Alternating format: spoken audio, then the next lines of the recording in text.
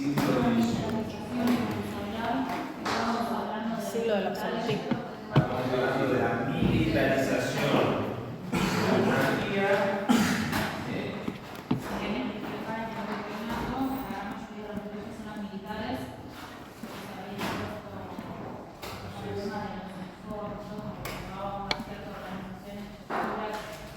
Muy bien. Y esto nos va a señalar algunos cambios, que también, en alguna medida, es importante que nosotros lo tengamos en cuenta. Hay una preocupación diferente, en cuanto a la gestión de los asuntos públicos y en cuanto a la forma de encarar esos asuntos públicos. En realidad, esto es algo que los periodistas suelen no contar, pero no lo tienen, pues lo saben. Pero en el siglo XVIII va a nacer la moderna administración pública. Nosotros tenemos esta monarquía militarizada, abarca todo el oro, centralizada, abarca todo el oro, castellanizada, comprende solamente la península ibérica, la hispánica.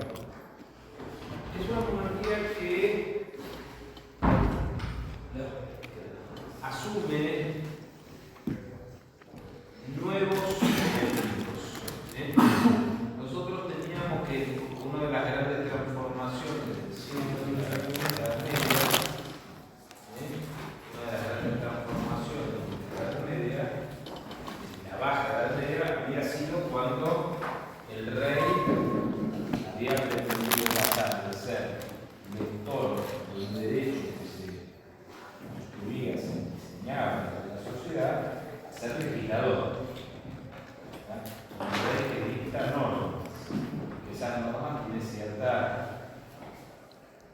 autonomía, cierta libertad.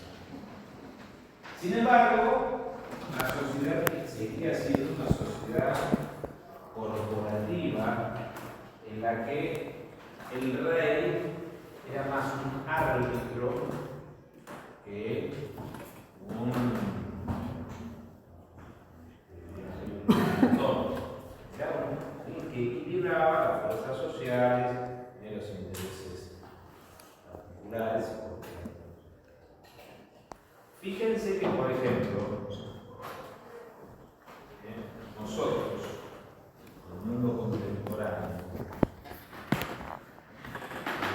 en la Argentina, pero también en el resto del mundo, tenemos, por ejemplo, ciertas expectativas acerca de lo que las autoridades pueden o deben hacer.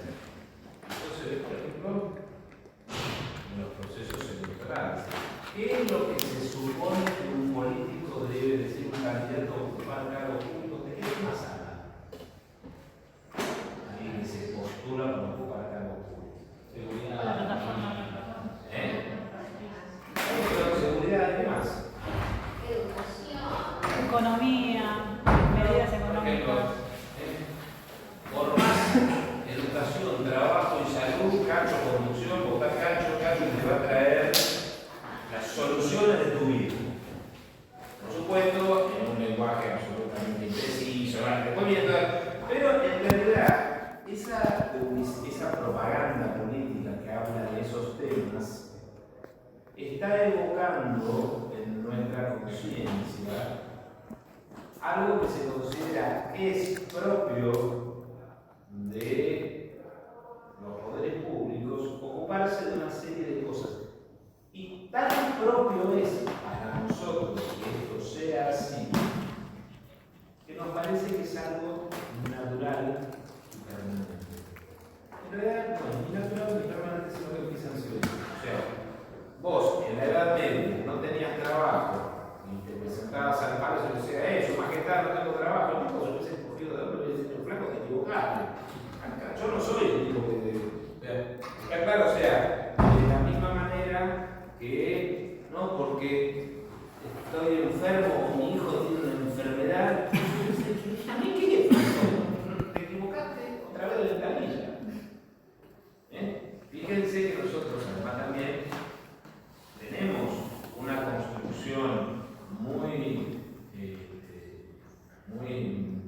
conflictiva en cuanto a lo que es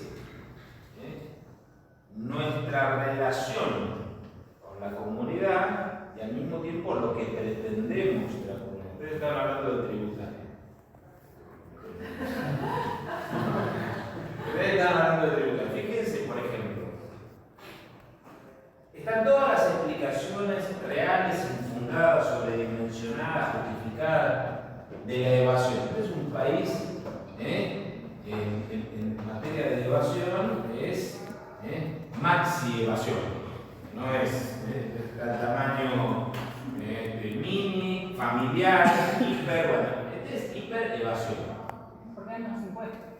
Porque hay muchos impuestos. No hay tantos impuestos. Hay malos impuestos, hay mala percepción de los impuestos, hay mucha corrupción en los impuestos, hay mucha opacidad en los impuestos y mucha diferencia en los impuestos. Y no incluye separación. ¿Eh? No incluye separación. Bueno, bien, por supuesto. O sea, hay muchísimas cosas de estas, pero en realidad, más allá de que no sería yo, no se preocupen, yo no te voy a decir no, de la honestidad. Hay de chorros, si no, digamos, vos tenés un negocio y el tipo de al lado no paga impuestos y compite con vos y te está haciendo un agujero mata cañón. ¿Cómo podés? La gente, todos muy buenos y ganan servicios religiosos de la iglesia que sea, pero termina comprando un tipo que le cobra más barato. Y después no, hasta todo con tu filtro, no, en este país no se puede. Ahora, eso es una parte de la realidad. Es una parte de la realidad. Pero también es una parte de la realidad que hay poca vocación por lo público. Sobre todo, y acá no se puede luchar contra eso, entonces, si no puede vencerlos, únete a ellos. Entonces, pero ahora, ¿cómo podemos pensar que funcione el aparato de la administración sin aportes? O sea, por ejemplo, ustedes fíjense, ahora se viene uno de los debates públicos interesantes que se va a ver. Una va a ser la reforma laboral y otra la reforma previsional. Y a los jubilados no les sacan. ¿Cuántos tipos están cobrando y no aportaron un carajo? Pero esto es una cosa, si no aportaste, el sistema no funciona. Esta es la verdad verdadera. Hay gente que aportó, aportó, pero trabajó el crédito. Y bueno, ¿qué querés que te diga? Que si vos aportaste y pagaste desde los 22 años, pagaste un montón y te jubilás a... ¿Sabés cómo se llama eso? Caridad coquita del otro. O sea, en los países donde vos aportás, si vos querés hacer caridad, en este país, por ejemplo, Bueno, pero hay personas que a lo mejor, por ejemplo, fantástico, que vayan a la ventanilla de las personas que no pagaron.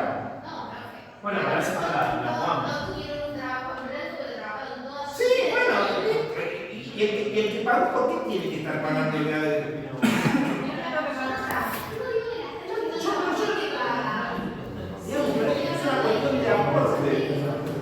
Imagínate. Todos los aportes, en realidad trabajo. Sí, está bien, pero esto no es una cosa de trabajo que tengo derecho a una jubilación. Aportar tiene derecho a una jubilación. No aportar tiene derecho a una jubilación.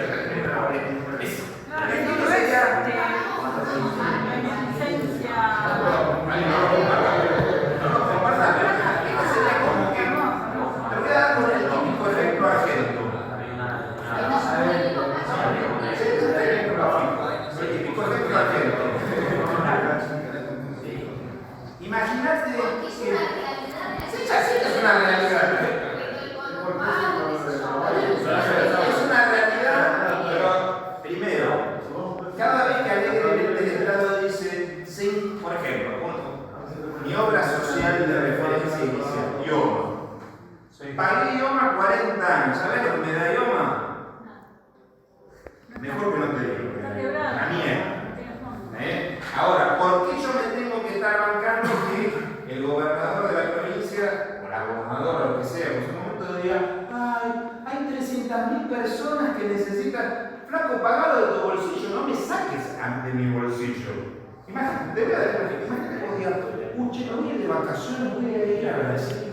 Y alguien diga, pero Erika, el derecho al descanso es para todos. Con la plata que juntaste vos, van a ir todos a Chapadmalal, el tipo que.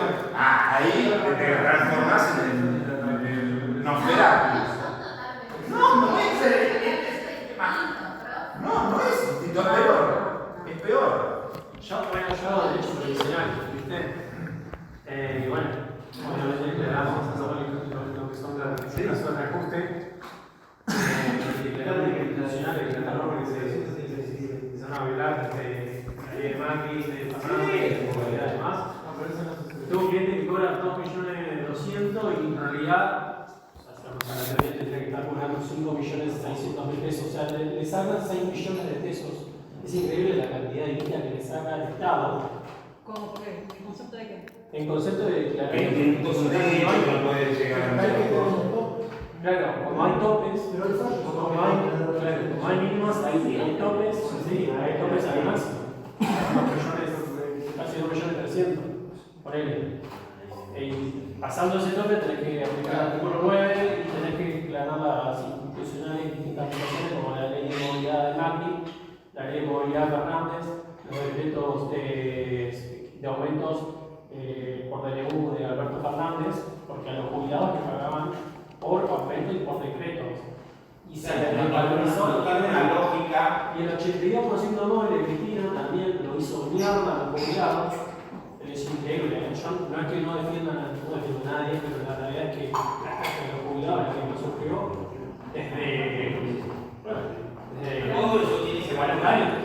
Fíjense, eso tiene que ver con lo siguiente. Esto no es una cuestión de calidad, es una cuestión de lógica. La JP y todo eso.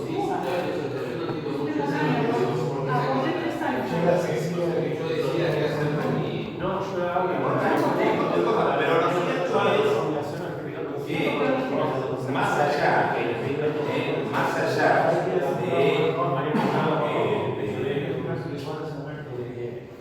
situaciones muy toda esa administración funciona con acuerdo, excepto en algunas circunstancias, países muy extraordinarios que tuvieron la suerte de encontrar algún recurso extra que sustituyó los aportes.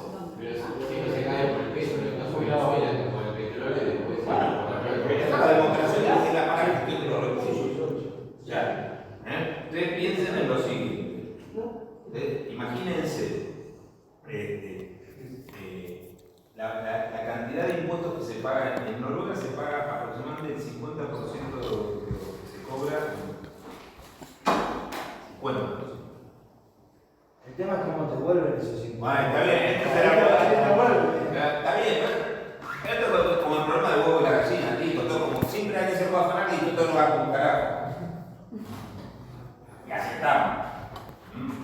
Pero fíjense que todo eso requiere plata, requiere aportes. No puedo tener administración activa sin aportes. Esto es una cosa que es. Esto lo vio la corona, o sea, en parte. Por eso es que en el siglo XVIII hay una fuerte presión tributaria. Había impuestos que antes no se cobraban. Por ejemplo, en la época de la corona, en el siglo XVIII, había un impuesto que se llamaba el cabal, que era como un IVA. No sé, por ahí IVA no tenía pero era. Entonces vos ibas a pescar, tenías 2 veces. Ibas al mercado, vendías y tenías que pagar la alcabalas. Claro, la gente que había trabajado toda su vida pescando, de repente sintió que le estaban obligando a pagar un tributo y no entendía por qué. Si yo no hice, porque la corona necesita necesita recursos, por ejemplo, esta corona empieza a ser mucho más activa. Fíjense, muchísimas cosas que tienen que ver con bienestar social, contención, caridad. Necesitas plata, o sea, no se hace de nada. Entonces, porque no puede haber la cuadratura del círculo, no existe en el sentido. Vos querés un Estado activo, medianamente eficiente o altamente eficiente con tus recursos, no lo puedes hacer sin cobrar impuestos.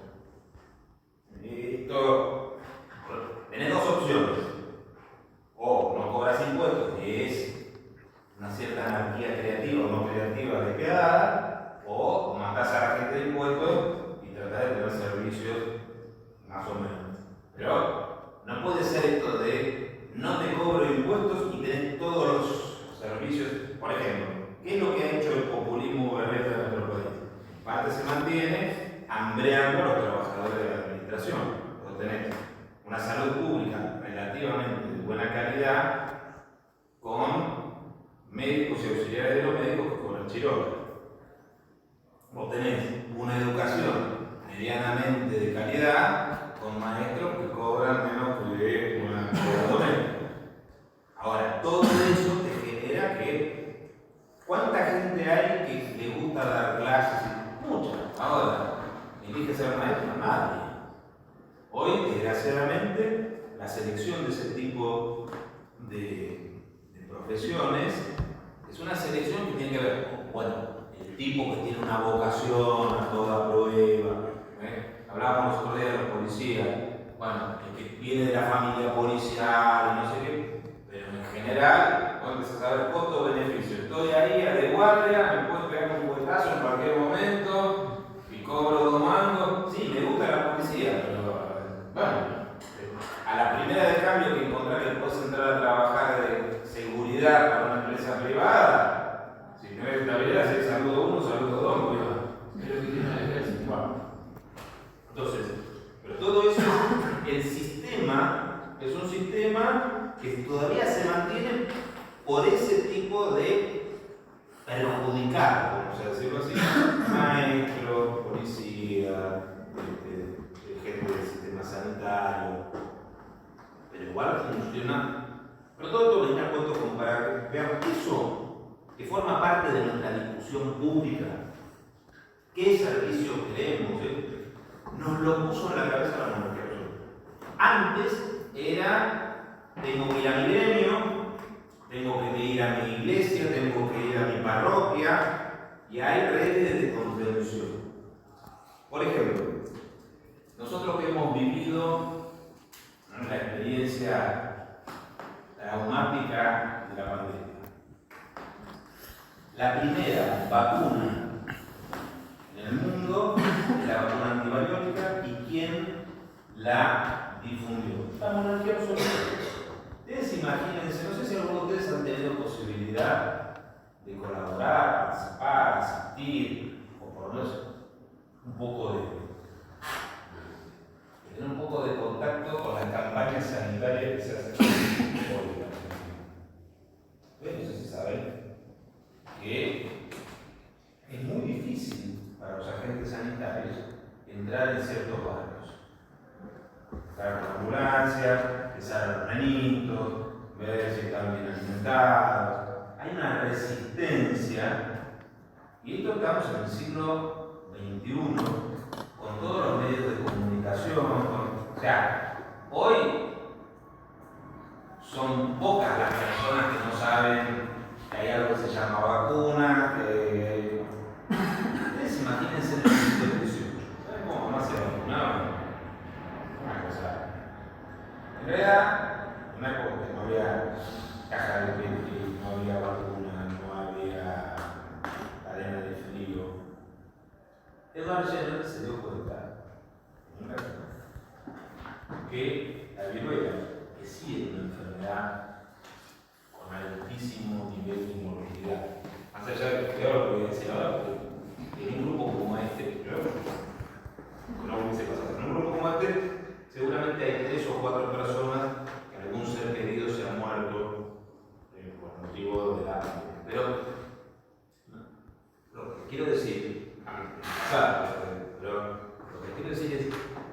impacto y la morbilidad de la pandemia es muy inferior con respecto a lo que era la viruela.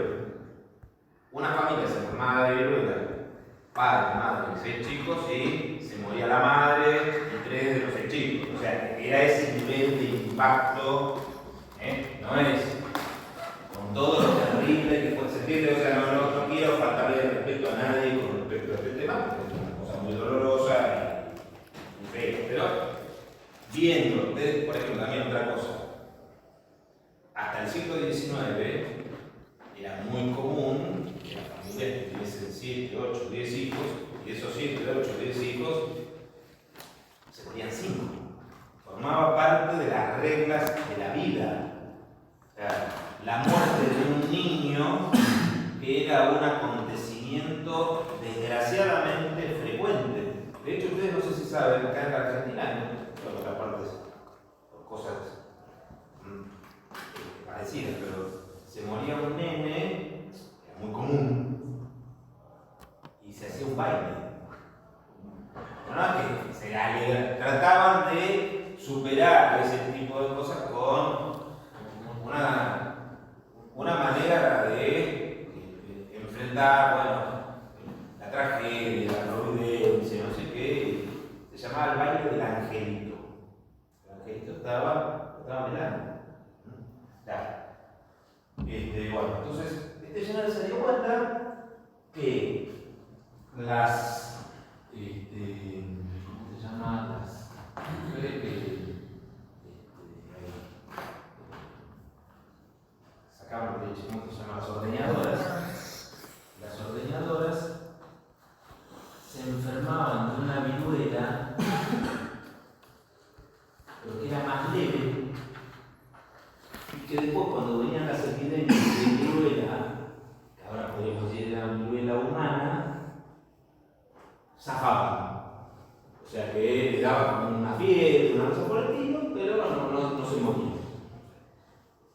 Y ahí viene el nombre de este tipo de solución, que es la vacuna de la vaca. Viene de la vaca, o sea, la viruela de la vaca era menos fuerte, permitía que vos, hoy digamos, generases anticuerpos, todo de todos los anticuerpos que se habló después, ¿no? Entonces, lo que Jenner empezó a hacer fue contaminar, digamos nosotros, a las personas con la cepa de viruela de las vacas. Esto lo hacía como un tenedorcito. Había un tipo que estaba inoculado con esto, por ejemplo, lo pincho a Gonzalo y con lo que pinché a Gonzalo, como si fuese con una pincheta, la pincho a Ludmila. Entonces, cuando se escuché que bueno, vamos a empezar a repartir esto, lo que hice fueron a un orfanato en Madrid, agarraron a unos pibes, a este pibe se va a Buenos Aires, los cargaron en el barco y los cosieron a pinchazos como si fuese un salamín picado fino. Ahora, ustedes imagínense, si hoy la resistencia de la gente a un procedimiento sanitario es así, imagínate, claro, tenés que venir 4 europeos del ejército, el pendejo al que ya antes tendría un brazo como si fuese un volador, te aplicaban esto y al otro día te habías hecho mierda, porque claro, te agarraban la enfermedad. Pero así se inicia la primera gran campaña sanitaria a nivel mundial. ¿Qué lo hacen? La monarquía absoluta. La monarquía absoluta difunde la lectoescritura, difunde un montón de cosas. Ahí podemos empezar a discutir por qué hacían esto. No, era porque querían tener más impuestos, era porque querían tener más soldados, era porque les preocupaba a la gente. Todo esto hay todo un poco. Pero lo cierto es que se crea la administración pública y de hecho, otra de las cosas que se crea son las primeras jubilaciones estatales. Tenían que ver con aporte, por las dudas, hago el comentario. No me olvidaré. Bueno, pero entonces, tenemos algo que no tenía equivalente previamente. O sea, en la Edad Media nada de esto pasaba. Ahora, es que también hay una mirada transversal en esta época. En viene de la mano de todo esto, que es la importancia de las ciencias. Hoy diríamos tecnología. Los reyes se hacen acompañar de una serie de colaboradores que están preocupados por algo que después va a consagrar de manera más definida y más precisa, Bentham, ya en el siglo XIX, es la utilidad. Saberes útiles. Las cosas tienen que tener utilidad. Entonces, por ejemplo, quienes acompañaban a los reyes en la Edad Media y principio de la Edad Moderna estudiaban teología, estudiaban filosofía. Ahora hay que estudiar economía, geografía, matemáticas. Ahí es que se empieza a avanzar en un proceso de tecnificación. Fíjense también una cosa que nos pasa a nosotros en la Argentina. No es de ahora, no es de este año, no es de este gobierno, no es del anterior. Es algo que abarca y comprende a muchos gobiernos y muchas gestiones. Es la destecnificación de la administración. Hoy, el grado de complejidad que tienen los asuntos no basta con esa fantasía casi, digamos, fantasía primaria y primitiva de no, tiene que haber alguien honesto, no, flaco, manejó un hospital de alta complejidad, no lo manejás con alguien honesto, no sabés cómo funcionan los circuitos. Por supuesto, la honestidad es una condición, pero no necesariamente la condición más importante. ¿Entiendes? O sea, no, es un buen tipo, y no, flaco, vos, ¿qué sabés, por ejemplo? No, pasó en un gobierno, pusieron de gerente de aerolíneas argentinas un tipo que su experiencia anterior era de una zapatería de barrio. Bueno, es lógico que te pasen de caído los tipos de la competencia. La complejidad de las operatorias que tenés en el mercado aeronáutico no basta. Tal vez ese tipo puede estar de auditor, de veedor, ¿Cuál puede ser. ¿El que está ahora o el anterior? ¿El que está ahora o el anterior? Esto fue en 2015, 2014. No, como dijiste de la niña. Como dijiste de la niña de que. No, bueno, pero lo que pasa es que cuando uno empieza a ver, por eso pasa en muchos gobiernos, en vez de favorecer, fortalecer, potenciar la pericia técnica, lo que hemos visto es que cada vez, por ejemplo, los cargos políticos cada vez son más, y los cargos técnicos son. Una vez me pasó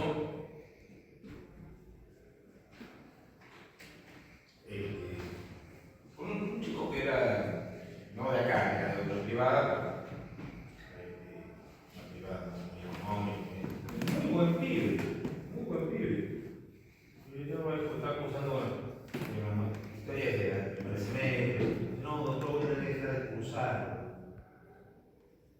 Y me dice, no, en realidad, lo que pasa es que me nombraron gerente de ANSES de San Justo. No, y el pibe era buen pibe, no podía no haberme dicho nada, o sea, era buen pibe y él mismo reconocía, no tengo. Y no era, ahora, yo lo conocía, no sabía que después la persona que había estado a cargo de la sede de San Justo estaba en cargo de tener que poner, claro, no podían presentar porque hay una serie de operatorias y de manejo, pero esto se proyecta en un montón de cosas. O sea, nosotros, una de las explicaciones del anterior. No, es total lo que decís. A mí me pasó, bueno, el tema de las niñas. Pues yo estuve en los retiros, ¿viste? Fueron 1900 retiros. Antes había una chica que me hacía los certificados de su remuneración. Como que una sola abarcaba todo. Hoy pusieron alrededor de 10 chicas. hacía uno, se era computarizado. Vos vas a lo que es aerolíneas, es un mundo de gente, va a ser igual, también estaba politizado por gente de la campo y demás. Si no hacía política, así mismo también en ANSES, si no está, perdón para el que sea de la campo ahora, pero si no estás metido ahí, no entras, o sea, te lo digo por conocimiento del caso, no es que es algo. No, y el problema, más allá de que puede haber corrupción o favoritismo, Que en todo eso pasa, es el problema de la impericia. Entonces vos tenés gente que no es perita en los temas, todo se ralentiza, todo se. Bueno, lo que se habían dado cuenta los tipos de la monarquía absoluta es si queremos avanzar con una administración que sea eficiente, lo que tenemos es que empezar a recolectar gente que tenga conocimiento técnico. Entonces, hay una tecnificación de la administración. Esto es una cosa importante, tecnificación de la administración. Y esto nos va a acercar al tema del derecho. Todo esto tiene que ver con lo que estamos diciendo, pero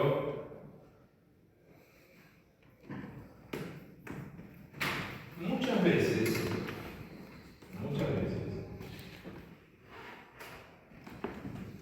las miradas sobre el siglo XVIII se han simplificado mucho. Esto que yo les hablé de la militarización ha llevado a algunos a hablar de una militarización sustitutiva de los abogados, de los letrados. Esa es una posición.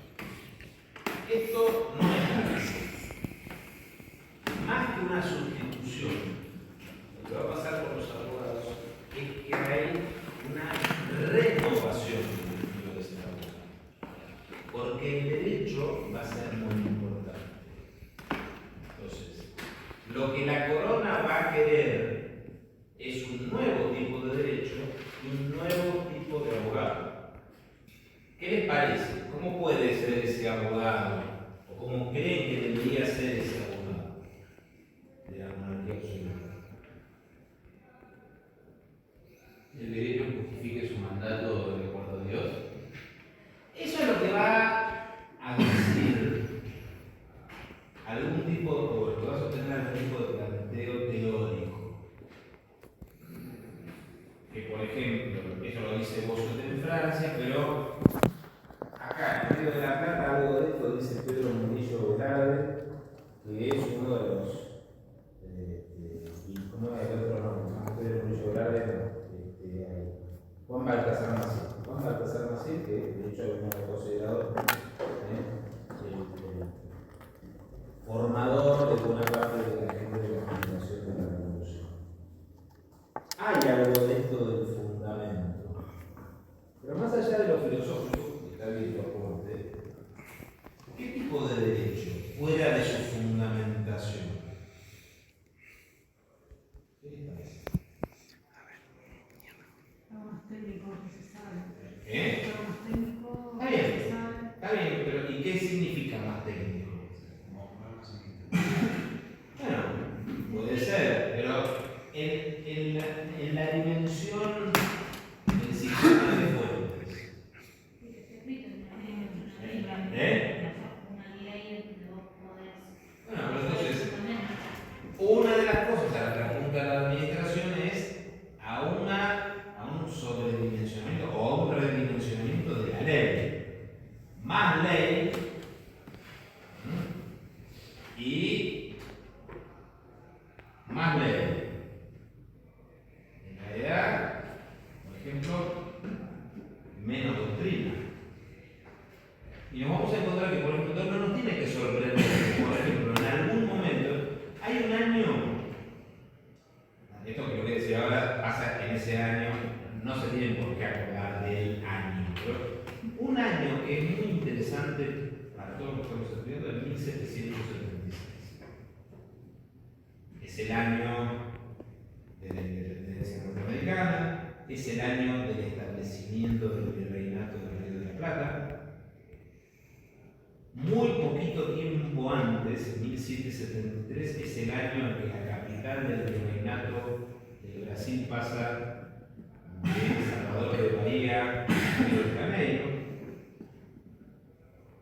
Y es el año en el que se prohíbe comentar las leyes. Las leyes ya no se pueden comentar más. La ley es lo que el rey dijo que es. Si tenés alguna duda, preguntale al rey. Le preguntes a un jurista. ¿Sí?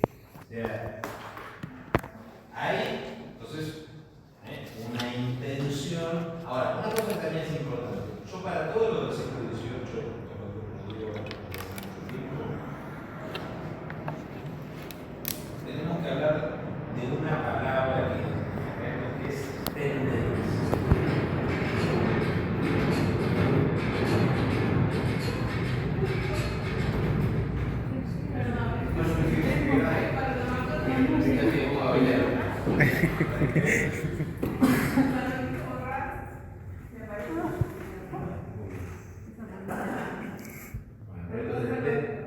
Lo que quiero decir con esto de tendencia es,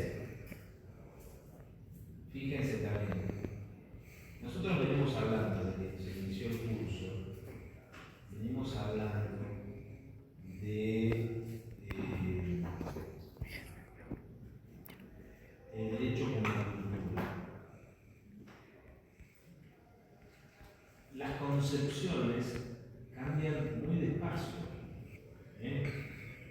Por ejemplo, ustedes no sé si están escuchando, les puede gustar más, les puede gustar menos, les puede estar más a favor, estamos en un momento de grandes transformaciones, que no sabemos si van a ser transformaciones fracasadas, incompletas, más o menos exitosas.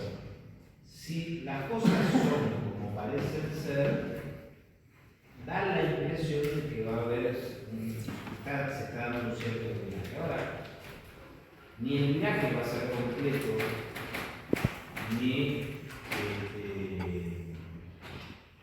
el pasado, aun cuando sea exitoso este viaje, el pasado va a desaparecer de un día para otro. La cultura, la manera de entender las cosas, de aplicar, demoran mucho.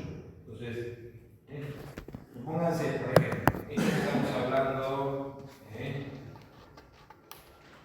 hay ciertas cosas que si se llegan a dar, van a... Hay instrumentos que te ayudan a cambiar cosas. Si efectivamente se trae la dolarización, la manera de estimar a la gente de la inflación va a tener que cambiar por otra manera. No puede haber inflación en dólares en un mundo dolarizado. Y más en un mundo dolarizado como lo que pasa con Shane, la cadena de... O sea, vos empezás a saber, como claro, esto que hay 20 dólares en China, acá me lo cobrar 150. La dolarización va a servir para esto, pero las cosas no son tan fáciles como eso que se ve fácil. Entonces, con la palabra tendencia apunto hoy, como podría apuntar como punto del siglo XVIII, a un camino que se empieza a recorrer, que tiene un montón de fracasos, aspectos incipientes, parciales, y entonces también, para cada cosa que yo le digo, tengo un ejemplo a favor y tengo un ejemplo en contra. Vieron que siempre dicen, che, qué mal que está, no, pero mi primo que vive, flaco, no me traigas el caso único, individual, nos sirve en nuestra conversación cotidiana, pero en un país que tiene 50 millones de personas, sí, hay algunos que le va bien o algunos que le va mal. Pero lo que nos vamos a encontrar es, una cosa es la política de la corona en cierto sentido y otra cosa es la resistencia social. Entonces, está eso que traía Gonzalo a colación recién de la justificación, del poder divino, pero los reyes quieren hacerse más lo guapo de lo que realmente son. O sea, tienen menos poder en el siglo XVIII de lo que realmente dicen que tienen. Entonces, lo que nos vamos a encontrar es que hay una tendencia a la tecnificación. Hay una tendencia a la legislación. O sea, cuando uno dice tendencia a la legislación, no quiere decir que antes no había leyes. Hay un avance, digamos, un fortalecimiento, una pretensión de consolidar la ley como la fuente más significativa. Que la costumbre, yo incluso también les cuento algo, nosotros, no nosotros en la Argentina, sino en general, en el mundo occidental, en el que formamos parte, sobre el absolutismo y la modernidad, tenemos un relato que es un relato, como se dice ahora, con un sesgo ideológico que, como está admitido, parece que es normal. Entonces, la visión es una visión muy maniquea. El absolutismo era una porquería absoluta, que no servía para nada, no servía para discutir. Llegó el constitucionalismo y eso es el paladín de la libertad, todas las razas. Ahora, en buena medida el constitucionalismo fue un fracaso práctico. Fue mucho más traumático y además gravoso para la gente. Ustedes imagínense lo siguiente: ningún revolucionario, ninguno, piensa, cuando piensa en una revolución, que la revolución va a terminar. No es esa la realidad. Ustedes piensen, lo que hoy en la Argentina, más o menos hasta 1805 y 1806, tiene una cierta estabilidad, las invasiones empiezan a cambiar. 1860 el país está en una permanente guerra civil, 50 años de guerra civil. Luego, digamos, si algún tipo hubiese tenido la sospecha que eso iba a durar 50 años, más de menos hubiese dicho, está bien, flaco, me encanta tu idea, porque es una situación muy inestable, terrible. Ahora, toda esa situación de inestabilidad, de crisis, además, cosas muy sencillas, de muertes, de exilios, de hambre, de violencias, y la tenés que justificar con algo. La culpa es de que vino antes, así como se entiende. Entonces hay todo un relato, además, la culpa es de los que estaban antes y los que estaban en ahora. Es la manera de justificar. Entonces, el constitucionalismo armó un relato, una narrativa contra el absolutismo que era la que lo justificaba. O sea, nosotros tuvimos que hacer todo esto porque no era una porquería. Por supuesto, tenemos un montón de cosas más, claro, pero no se podía mantener un relato que fuese, bueno, tenía esto de bueno, porque entonces te dicen, Flaco, murió el 10% de la población, tenía algo de bueno, esto. ¿Dónde está? Imagínense, es como las explicaciones que daban en la Unión Soviética o en la China de Mao. ¿Cómo podés explicar 50 millones de muertos en la China de Mao? Y lo de antes es espantoso. Y murieron gente de bueno, son los efectos colaterales.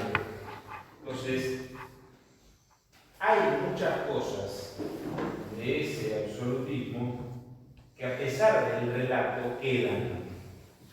Por ejemplo, el auge de la legislación. La legislación como la fuerza renovadora de la realidad. Tenemos más ley, la intención de que se suprima la doctrina, intención, no lo consigo, la intención de que la costumbre ocupe un lugar mucho más relegado. Bueno, les decía, esa transformación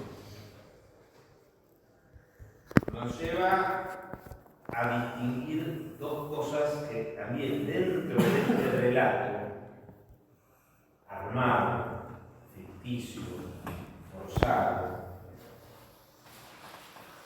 seguramente varios de ustedes, todos o casi todos, habrán escuchado, por ejemplo, hablar de Jacques Rousseau. ¿Ustedes saben de qué trabajaba con Juan Jacobo Rousseau? ¿Se imaginan qué laburaba? Un tipo se la pasaba hablando o grandes cosas o pelotudeces, pero bueno, en realidad el Emilio, el hombre bueno que la sociedad lo hace malo, el contrato social. Le cantaban los reyes, hablando en contra de los reyes, el tipo vivió. El amigo Voltaire, otro. O sea, hay todo un grupo de intelectuales que critican el sistema, que viven del sistema. ¿Como una disidencia controlada? ¿Eh? ¿Como una disidencia No, controlada? el tema está que hay un momento en el que los absolutistas y los intelectuales coinciden en una alianza táctica criticando lo de antes. Ahora, cuando la dinámica de la transformación se desata, hay una modernidad revolucionaria, que es la constitucional, y hay una modernidad, que yo llamo moderada, que es la del absolutismo. Y ahí pasan las cosas que pasan, como por ejemplo, es muy raro, muy raro, casi no se ha dado nunca, una vez. Es muy raro que haya una revolución que barre de raíz con el pasado. Muy raro y cuando se da también es muy inestable. En general, las transformaciones sociales tienen muchos elementos del pasado. Bueno, por ejemplo, esto es como lo que le pasaba a Napoleón cuando hizo el Código Civil. No, tengo un código, dice, estaba en Santa Elena, se entera que empiezan a hacer los primeros comentarios del código. Perdí. Claro, se metió en la ciencia jurídica, que era una ciencia jurídica absolutista. Eran los abogados que venían. Porque es muy difícil salir frente a este borrón y cuenta nueva. En esa construcción de transformaciones, en realidad, muchísimos elementos son del pasado, que se resignifican, que ocupan un lugar distinto, pero la monarquía absoluta que avanzaba en la transformación, fíjense que hay una cosa que es muy importante, también pasa muchas veces, pero fíjense que hay un fenómeno que se ve mucho en las campañas electorales. ¿Qué hacen los que son opositores a un gobierno? Cualquiera. Critican. Y además de criticar como alternativa, ¿qué proponen? Hacer lo contrario a lo que está haciendo. Lo contrario, pero además, no, acá el salario mínimo tiene que ser de 4 millones de pesos. Claro, vos no estás en la administración, podés decir porque te lo podés no tenés contacto con la realidad. O sea, es fácil decir desde afuera. Ahora, cuando sos vos el que está gobernando, conocés tus límites. Conocés tus debilidades. La monarquía absoluta era transformadora, pero sabía que su estabilidad dependía de transigir con el pasado. Entonces hay una relación muy curiosa y paradójica de la monarquía absoluta con el pasado. Cuando el pasado consolida la monarquía, el pasado. Cuando el pasado es un pasado que te pone palos en la rueda, hay que superar el pasado. Supongamos.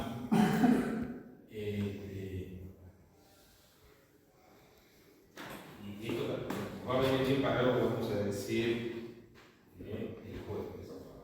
¿Te puedo hacer una pregunta? Sí. Acá, en esta etapa, el rey es el mismo que, digamos, hace la ley. Digamos, no hay Bueno, consejo. formalmente es el rey, pero son los equipos de tecnócratas que acompañan al rey. El rey suele ser un pelotudo con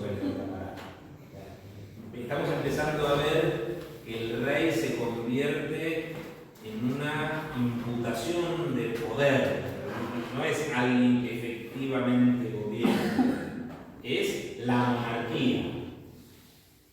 ¿Sí? Entonces, pero, por ejemplo, este manejo del pasado, este manejo muy sesgado del pasado. Por ejemplo, estoy pensando cuál es el vamos a hacer un poquito sobre esto. En la monarquía absoluta, la sociedad habla de la utilidad. Hablamos de la utilidad. No sé si alguna vez escucharon esta expresión, posiblemente no, sus padres, sus abuelos, decir, tal cosa es una romería. En realidad, en la Edad Media había gente que peregrinaba, eran los romeros. Iban a un cementerio, por ejemplo, a ver los restos, a decorar los restos del apóstol Santiago, iban en procesión. Y entonces estos tipos que iban en esas romerías pedían de morfar, vivían de la gente, de la giganta. Es como el tipo que está en el subte que dice: yo estoy acá, podría estar robando. En vez de robarte, te vengo a pedir que me des unos mangos. Es más o menos como robarte, pero más amable. ¿Está? Y con el estilo caritativo cristiano de la Iglesia Católica, esto era: y no, hay gente buena que va. La corona del siglo XVIII dijo: se acaba esto, la coronería, déjense de joder, tenés que tener un trabajo digno, y claro. No, el pasado en esto no me sirve. No me sirve que un tipo, por ejemplo, en el siglo XVIII se lanzan fuertes persecuciones a todo lo que es la vagancia. O sea, esto, vuelvo a señalar, estos tipos que hoy nosotros vemos, una cosa es la gente pobre y necesitada, que hay un montón, pero hay unos que son vivos. Hay uno en el sur que lo escucho toda la semana la mujer se le acaba de declarar el cáncer. Hace un año y medio. Entonces, es el cáncer de, no sé si cuál era, de próstata, más largo de la historia de la medicina que tiene la mujer. Además, empiezan, y tengo 5 hijos, uno de 14, otro de 8, y un bebé que no come, parece que en las 7 plagas de Egipto, en una sola persona. O sea, ese es bueno, otro día también, entonces había uno que ya lo había escuchado y llegó que soy no, otra cosa después, porque tengo tenía el tono de voz, además, esa es la gente que vive de la mendicidad profesional. O sea, hay enormes necesidades. Esto no es lo único. Pero había todos unos grupetes de tipos que vivían de esto. Está muy bien retratado esto, por ejemplo, en la vida del Vizconde de Quevedo. O sea, había toda una serie de personajes de Lampa, la monarquía absoluta se acabó todo. Entonces, ahí el pasado no sirve. Pero de repente, capaz que el pasado dice: hay que obedecer al rey porque Dios así lo quiere. El pasado me legitima. O sea, hay unas lecturas del pasado que son funcionales a la construcción de poder político. Cuando es funcional, me sirve. Y entonces lo mantengo. Esta es la monarquía, hay una modernidad de la monarquía a la cual el pasado le puede servir. Se lo mantiene. En cambio, la modernidad revolucionaria quiere hacer tabla rasa con el pasado. El pasado no me sirve, me deslegitima. Sí, no, eso es muy lo que usted dijo, que la monarquía eligiera lo que le convenía al pasado. Y entonces, no tiene esta idea de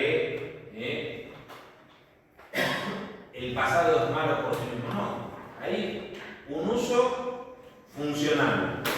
Si me legitima, por ejemplo, incluso, a pesar de lo que se pueda pensar, hay una actitud hacia el sentido de trascendencia y la religiosidad es mucho más opaco y complejo de lo que podemos pensar. Muchas veces el sentido de trascendencia es un recurso táctico político. Por ejemplo, los reyes del siglo XVIII insistían en que la gente tenía que ir a misa. Ahora, ¿qué pasaba? Las homilías eran el instrumento de comunicación social de la época donde los curas tenían que hacer la bajada de línea y donde los obispos, una vez que eran elegidos por el, digamos, que eran instituidos como pastores, el Papa, antes de asumir, teníamos que rendir un juramento de fidelidad a la corona. Entonces, claro, no es que eran religiosos, no, tenían el instrumento de los ministros de la fe para mantener a la población. Entonces, por eso que también se dan estas cosas. Muchos de los funcionarios de la corona eran de la masonería, eran no necesariamente periodistas y cosas por el estilo, porque en realidad lo que tenían es la religión nos sirve de instrumento de control de la población. ¿Entiendes? O sea, todo esto es lo que tiene que ver con un uso funcional de las tradiciones. En este sentido, lo que nos vamos a encontrar es, entonces, la corona es menos terminante y menos categórica porque la corona está administrando. Entonces, fíjense, vayan a ver experiencias que ustedes puedan recordar ahora. Como este es un país maravilloso donde las cosas cambian, hoy estamos así dentro de los 3 años, donde llegaron los tipos de Saturno y se van a encontrar. Una cosa es el discurso desde afuera y otra cosa es cuando se está ejerciendo la administración, el poder, porque no es fácil un discurso destituyente y anárquico en el día a día. Por eso estas diferencias. Ahora, con lo que vamos a empezar a encontrar en el juego, ¿con qué dejamos? Me miran con esa cara de vaca cansada. Bueno, dejamos, vamos a ver cómo todos estos cambios se proyectan a la cultura judía. ¿Y de qué manera? ¿Está? No me defraudes, como me han defraudado tantas veces de las consultas